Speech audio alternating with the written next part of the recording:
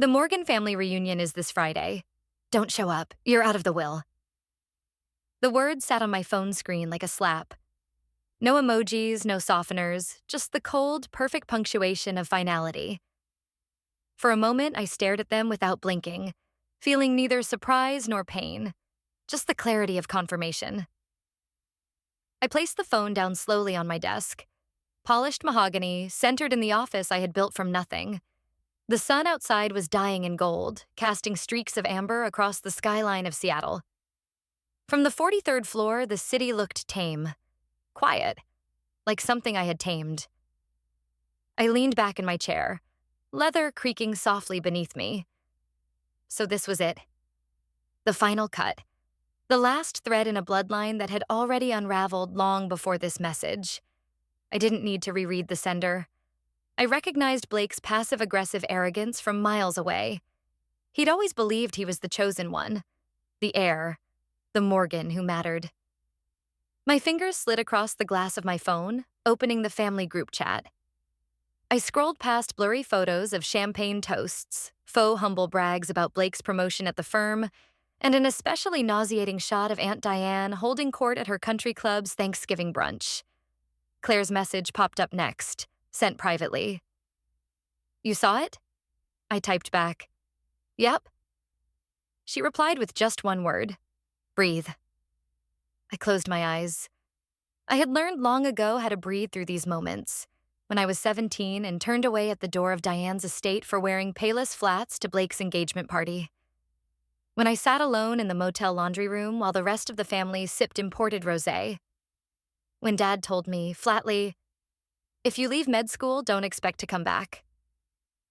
The silence in the office was total.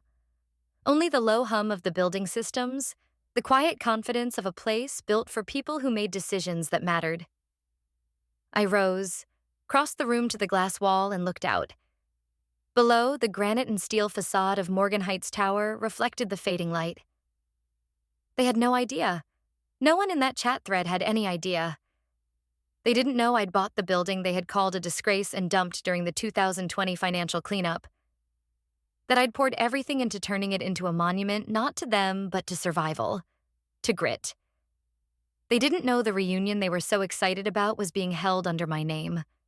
Literally. Laser etched on steel plates by the entrance. Morgan Heights. Founded by R. Morgan. I turned as a quiet knock came at the door. James stepped in, his sharp uniform crisp as always. "Need anything?" "Just a moment," I said. He hesitated. "The ballroom setup is still tentative. You want to finalize the lighting plan?" "Not yet." I gave a thin smile. "Let's wait until the guest list confirms." He nodded and left me in silence again. My gaze drifted back to my phone. Blake's text still hovered at the top. "You're out of the will." I almost laughed. The will. The thing they used like a leash, holding it out like a reward for obedience. They never imagined I'd let go of the leash and build my own kingdom. My laptop chimed with a new notification. Claire had forwarded a screenshot, a Facebook post from Aunt Diane. "So proud to host this year's Morgan family reunion at Seattle's most exclusive tower. Nothing but the best for the Morgans." I tilted my head. So proud, huh? My fingers moved before I even processed. I opened the internal event calendar and double-checked. The ballroom was still booked under D. Morgan Events LLC, the shell company they had used. They hadn't realized it was under my jurisdiction from the moment they made the down payment. They'd walk through that front entrance, never suspecting the walls were mine. The floors, the lights, the very air they breathed. Mine. Not inherited? Not gifted. Built. I tapped open my hidden documents folder and found the old blueprint of Morgan House. The family estate they sold to cover tax fallout when Blake's investment firm tanked briefly. I had bought it anonymously. I had watched them sigh with relief, thinking the tragedy was behind them. Let them believe that. I opened my secure planning file. Project Phoenix. Phase 1. Confirm guest attendance. Phase 2. Lockdown ballroom lighting and security placement. Phase 3. Invite reality in, spotlight on. A low ping signaled a new message. Claire again. You're being quiet. That's never a good sign. I typed back. They'll walk into my legacy thinking they still own it. Let them. They thought they sold a failure. She turned it into a monument. The linens were stiff that morning. Industrial cotton with threadbare hems and the faint scent of bleach that lingered no matter how many times they were washed. I remember the way they cut into my fingertips as I folded them. Corner to corner, again and again. A rhythm of repetition that filled my silent hours. The motel's laundry room buzzed with the hum of fluorescent lights and the old dryer that always shook like it was haunted. It was in that room, surrounded by piles of damp sheets, that I got the call from Claire. They did it, she said quietly. They filed the new will this morning. You're officially out. I didn't speak. My hands didn't stop folding. My name, erased from a document I was once told was my birthright. All because I refused to follow the Morgan plan. I didn't choose med school. I didn't marry a hedge fund baby. I didn't smile on cue and stand behind Blake in every family photo like a placeholder. Instead, I was 25, broke, and living out of a rusted Nissan in a town whose only Starbucks closed at 3 p.m. But what they called a fall from grace, I called a beginning. The motel job was supposed to be temporary. Minimum wage, 12-hour shifts, no benefits. But I stayed. Not because I loved the bleach burns or the night shifts, but because it was honest. I learned the rhythm of hospitality from the bottom up. I became fluent in every task the Morgans had once mocked as beneath us. Claire worked part-time at the diner down the street. She'd stop by during her split shift, sometimes bringing me half a BLT wrapped in paper towel, always bringing a flash of laughter into the gloom. She never pitied me. She just saw me. James was the night manager. Former military, quiet, sharp. He noticed the way I reorganized the supply closets, rewrote the cleaning checklists, learned the guest systems faster than most receptionists.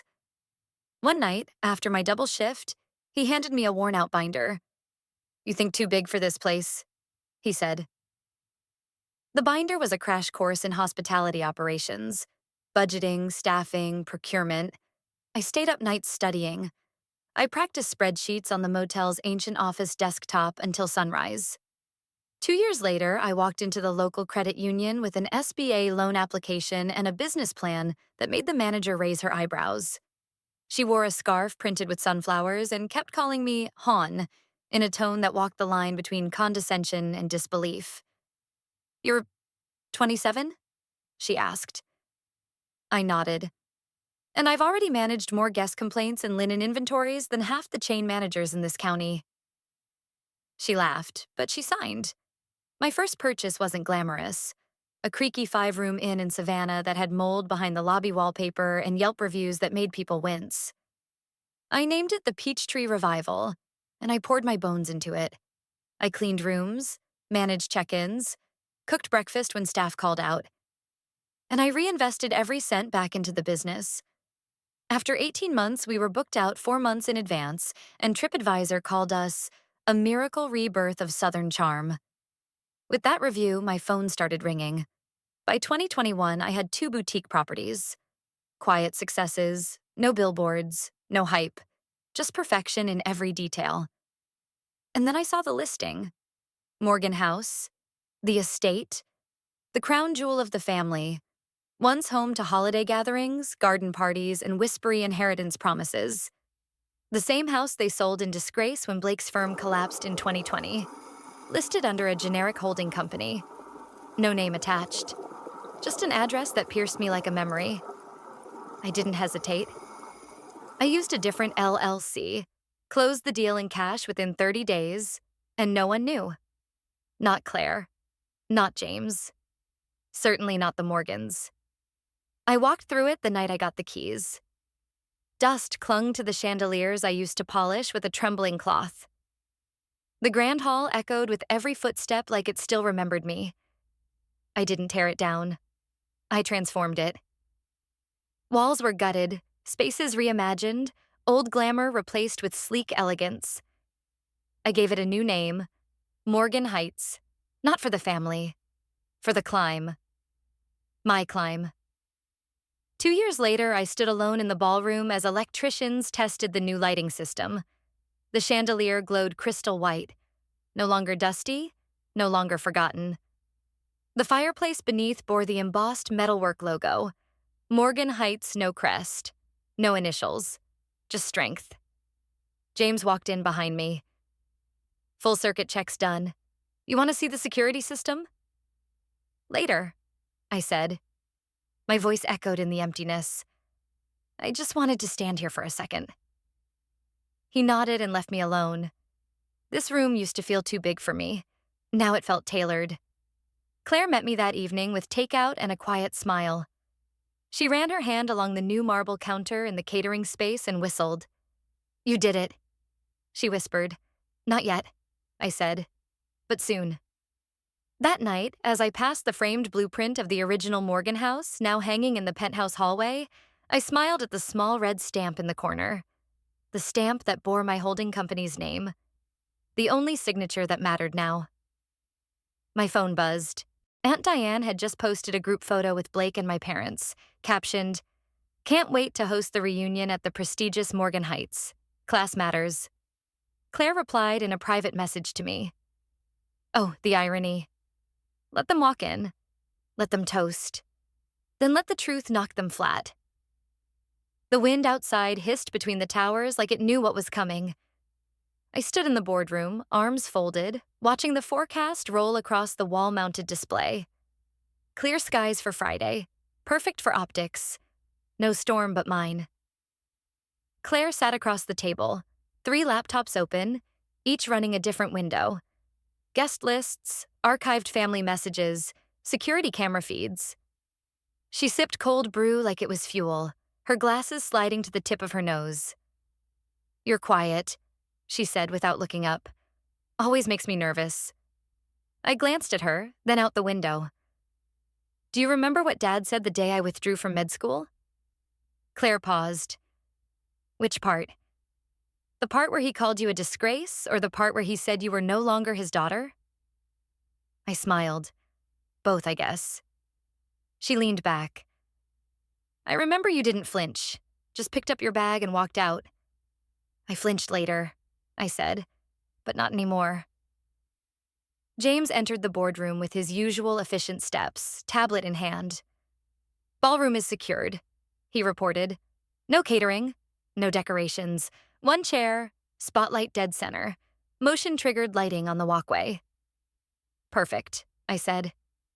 Make sure the hallway lights stay off until the last guest is inside. Done. He glanced toward Claire. You good with the feeds? She spun her laptop. The screen showed a split view of 8 camera angles. Ballroom entrance, interior, corridor, elevator, lobby. All recording in high-resolution, audio synced. Each labeled, each time-stamped. Every word, every eye roll, every insult, recorded, stored, and backed up twice. Claire said, Do you want subtitles too? I laughed, the sound startling even to me. Just clarity. I walked with James down to the ballroom. The vast space felt like a cathedral. High ceilings, marble floors, perfect acoustics. The chandelier glinted cold and sharp above. And there it was. 1 chair. Not gold, not velvet, just clean white. Spotlight trained on it like judgment.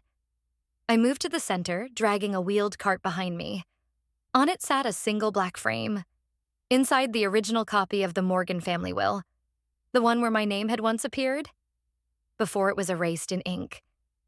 Claire had found it online through a forgotten legal filing. I had the amended version too, of course. But this one bled betrayal. I placed the frame gently on the seat of the chair. You sure about putting it there? James asked quietly. It's not a display, I said. It's a mirror. He said nothing, only nodded. Upstairs again, Claire was editing clips. She'd trimmed and time-stamped every instance from the past 5 years where our relatives had mocked, dismissed, or ridiculed me. Social media posts, voicemail leaks, candid camera moments from past events. Diane's voice. She's a hotel maid now. How poetic. Blake's smirk. At least one Morgan can clean up after us. It wasn't vengeance. It was documentation. You'll send this live? I asked. Only if they escalate, Claire replied. But even if they don't, it'll make for a hell of a staff training video. She turned her chair. Have you decided what you'll wear? I nodded, walked to the wardrobe cabinet, and unzipped the garment bag. Inside hung the pressed, neatly folded housekeeping uniform I hadn't worn since Savannah. Dark navy, simple collar, small embroidered tag. R. Morgan, room 6. Claire blinked. Damn. I want them to see exactly who they disowned, I said. Every fiber. She stood and walked to the window, looking down at the courtyard. You sure you're ready? They left me with nothing, I said. I built something better. The rest of the staff had been briefed. Some of them had their own stories about Morgan guests. Verbal abuse, condescension, unpaid tips. This event had become personal to them. They volunteered for double shifts. Some asked if they could wear plain black, no name tags. I agreed. James reviewed the exit protocol one last time. If anyone causes trouble? We walk them out, I said. Politely, professionally, but firmly. He gave a tight nod. Security will stay invisible unless triggered. I returned to the penthouse at dusk. Claire had left, her part done. The ballroom now waited in stillness, like a stage before the curtain.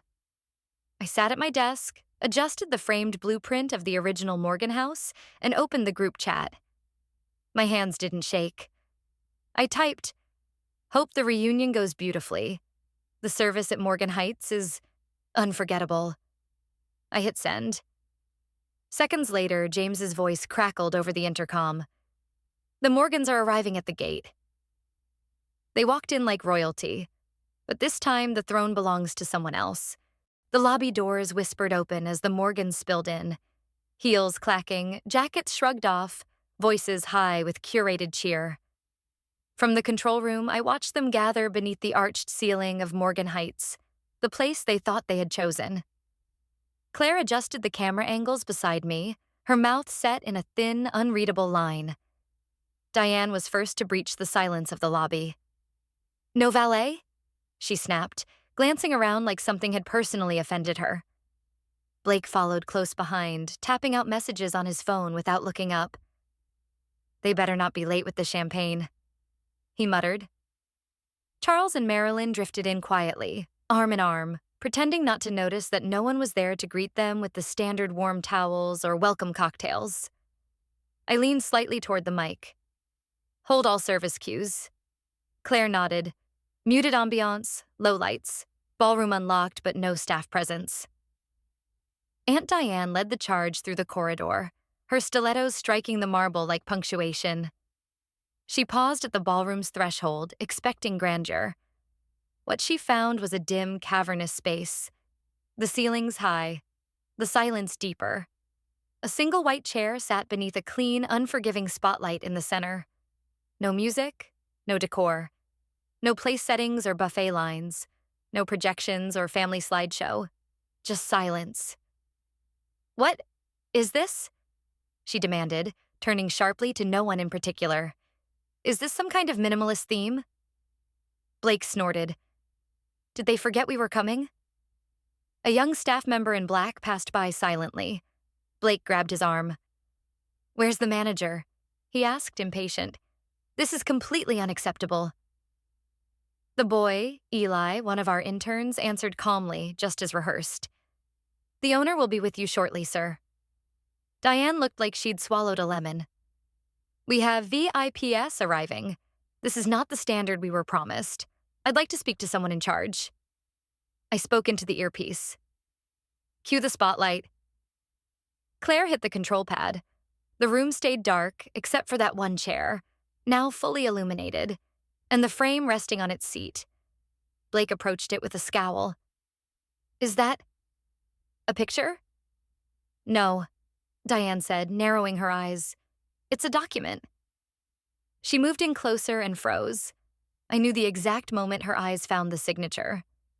The original Morgan family will, framed in matte black, the one where I had once been named the heir to Morgan House. Before she and the others erased it, replaced it, rewrote the story like I had never existed. Marilyn touched her husband's arm. "Why would this be here?" Charles said nothing. He stared at the will like it might explode. The door at the back of the ballroom creaked open. Every head turned. My heels echoed first, sharp, slow, deliberate. I stepped into the light, letting it spill over me. The housekeeping uniform was perfectly pressed, the same one I had worn scrubbing their guest rooms all those years ago. It hung the same way on my frame. But everything else was different. Their faces changed in a wave: recognition, confusion, dawning disbelief. Diane's lips parted, but nothing came out. Claire's voice buzzed softly in my ear. "All cameras live." Audio clean. I stepped closer. One step, then another. I could hear my own breath, steady and cold. The light from the chandelier caught on the edges of the frame beside the chair. The will's signature gleamed beneath the glass. Blake's mouth curled, first with confusion, then disgust. "What is she doing here?" I stopped just short of the spotlight. My voice didn't rise. It didn't need to. "You asked for the owner. Here I am. I used to scrub your floors. Tonight I'm cleaning the family name." The silence stretched like glass across the ballroom, sharp and waiting to shatter. I stood beneath the spotlight, the edges of my old housekeeping uniform catching the light in all the places they'd once looked away from. No music played. No one moved. Blake's face twisted first. Disbelief, then something uglier. Diane stood frozen, her manicured hands clenched tightly at her sides. My mother's pearls caught the spotlight and trembled faintly against her chest. My father wouldn't meet my eyes. I bent slightly and lifted the black frame from the chair. The glass was cool in my hands, solid, honest. I turned it outward and walked forward. "I believe some of you remember this," I said, voice calm, measured. "The original Morgan family will. The one that once named me heir to Morgan House." No one spoke. I continued. "Of course, that was before I decided not to marry the man Aunt Diane picked out for me. Before I refused the Ivy League med school and the plastic legacy." I scanned the room. Before I folded napkins in a motel break room and got a text that read, "Don't bother coming home for Thanksgiving." Blake scoffed. "What is this, some kind of performance?"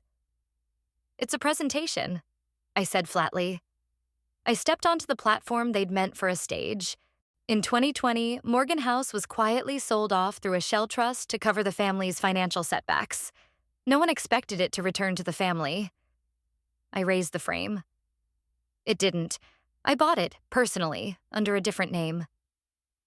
A murmur rippled through the crowd. I rebuilt it, floor by floor, staffed it, designed it, paid for it. I renamed it Morgan Heights. Not for you, but for the climb it took to reclaim what was stolen. Claire's voice buzzed quietly in my ear. "Reactions are perfect. Diane's eye twitch just became a gif." I smiled, just barely. "You want to know why the staff didn't line up to greet you?" I asked. "Because they remember. Some of you screamed at them, undertipped them, called them names." I clicked a remote, and the massive projection screen behind me flickered to life. Claire had cued a muted slideshow of screenshots. Blake calling my first in a glorified shack. Diane's comments about maids with delusions. My father's signature on the amended will. "Tonight," I said, "you walked into a building you believed still belonged to you. Because you assumed success wore your face." I turned to face the chair again, placing the frame down gently. "This chair, this spotlight, is for the version of me you left behind.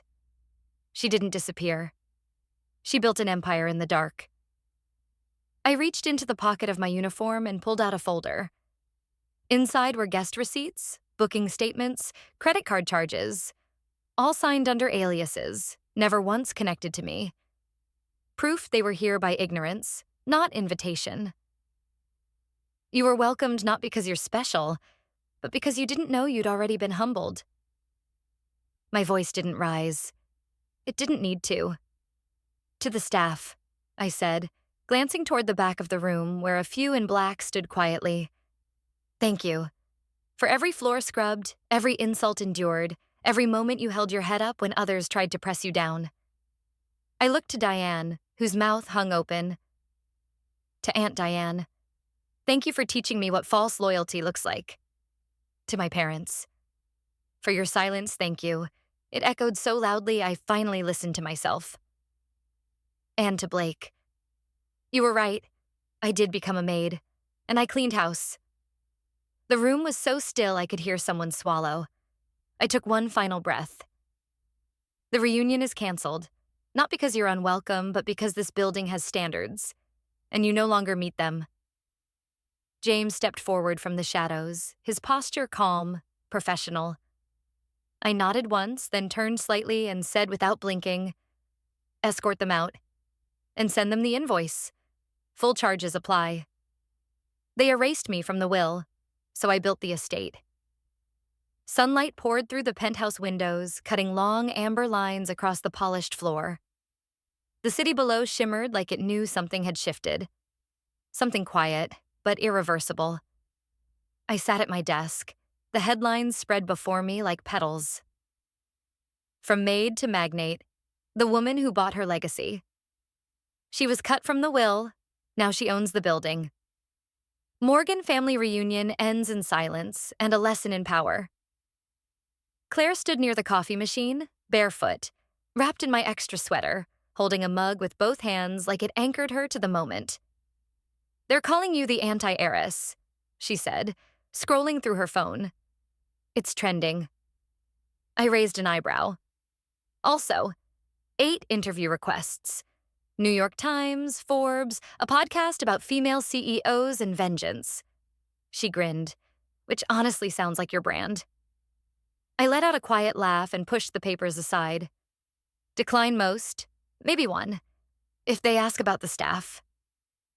James knocked gently and entered, placing a sealed folder on the edge of my desk. Security report. Incident-free, professionally executed. He paused. They were quiet on the way out. Good, I said. Dignity doesn't need an audience.